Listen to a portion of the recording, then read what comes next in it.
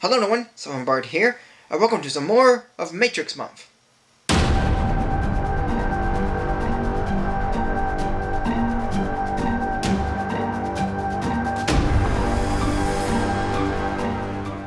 In continuing with this month, I'll be looking into the next films of The Matrix, which not only the Wachowskis made, but also came out within the same year.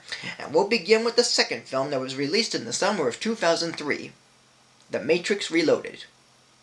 After surviving a Sentinel attack from the previous film, the Nebuchadnezzar, with a new recruit named Link, head to the underground city of Zion, where the last of humanity thrive. But when news of the machines are approaching Zion to attack, Morpheus assures everyone, including the Council and Commander Locke, that the war will soon be over, for he still believes that Neo will save them, even though some still don't believe it. However, the only way to get Neo to finding the salvation of Zion, Morpheus, Trinity, and other recruits have to rescue what's known as the Keymaker, in order to open a special door that will allow Neo to enter and possibly save Zion. But they end up coming across many obstacles to get there, such as henchmen of a power-hungry Frenchman named Mohr and Agent Smith, who came back for revenge against Neo for destroying him. And not only is he free, but he also manages to infect other agents and people of the Matrix into clones of himself. All while Neo has dreams and visions of Trinity falling, and has a fear of losing her.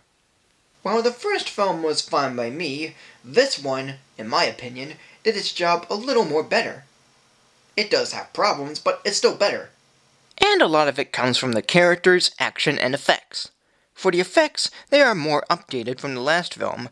Textures are more defined, the camera work has more smoothness when combined with the effects, even in slow motion, and there is more of that Matrix-coded look from Neo's perspective.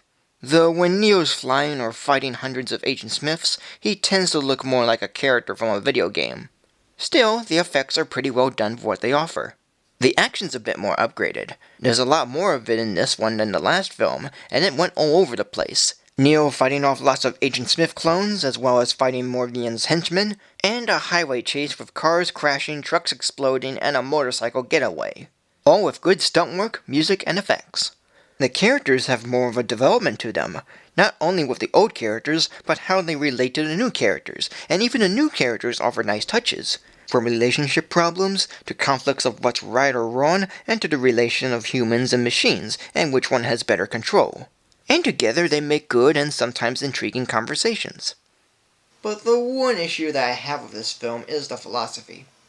Okay, some of it's like the first film where it's complicated yet easy to get a grasp on, but most of it goes a little too far. Where the first film had more philosophy than action, this one balances the two alright, except the philosophy is getting more complicated as the film moves on. And at the height of it is when Neo goes through the special door and finds a man called the Architect, who created the Matrix.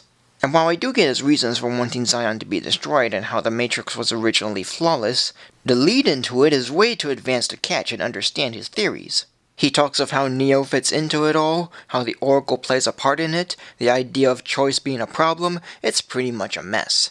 But it's such an interesting scene because of how the Architect phrases his words, and how nice the setting and camera plays out. Yet those are the only things I like about this scene, because all the talking around it is just complicated. As with every scene involving this kind of talk.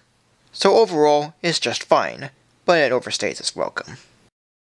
Now, I've already mentioned some of the cast in the last film, but let's take a look at some of the new cast, who've done fairly well. Jada Pinkett Smith plays Niobe. Monica Bellucci plays Persephone.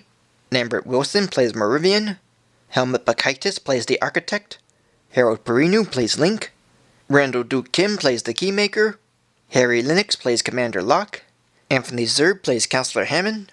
And, since I forgot to mention her in the last video, Gloria Foster plays the Oracle. As a whole, this movie is kinda fun. The characters are good, the story is alright, and the effects are amazing.